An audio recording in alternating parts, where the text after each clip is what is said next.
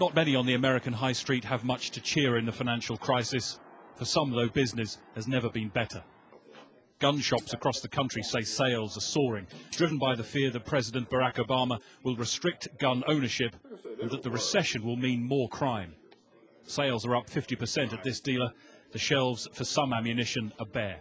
In October, and actually even in the summer last year, we're starting to anticipate, how the election would turn out, and they were, buying particularly magazines and certain weapons, and now it's gotten to a point where that changed. A lot of people were getting their first gun after the election. They thought they would be afraid they wouldn't be able to buy anything, so we were getting, home defense guns and stuff like that. They just feel really good in the hand. Yeah, they do have pretty good ergonomics. Yeah. From handguns to assault rifles, the right to bear arms has never been so popular. If we were to think about this for a moment, if we were to take away all the firearms from law-abiding citizens, how would the non-law-abiding citizens, what would give them the incentive to turn in their firearms? I mean, it would basically create a paradise almost for them, where it's like, hey, we can do whatever we want because nobody's armed.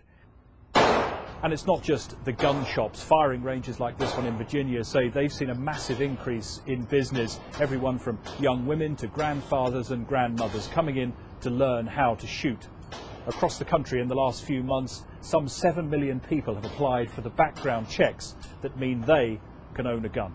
Sales are up, fatal shootings are up.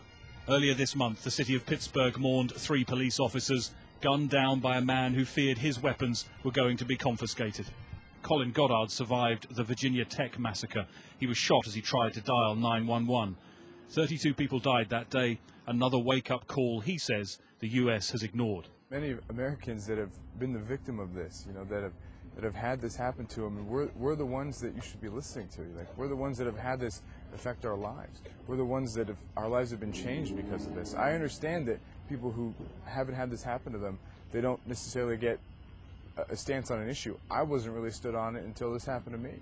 This week, Congress began work closing a loophole allowing unlicensed dealers to sell weapons at gun shows without background checks.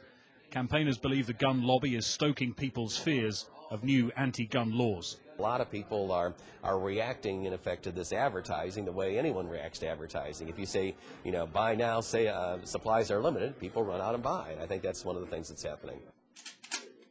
It's clear many here don't believe President Obama when he says he won't take their weapons away. As Americans stick to their guns, the likelihood is that an increasing death toll will go on rising.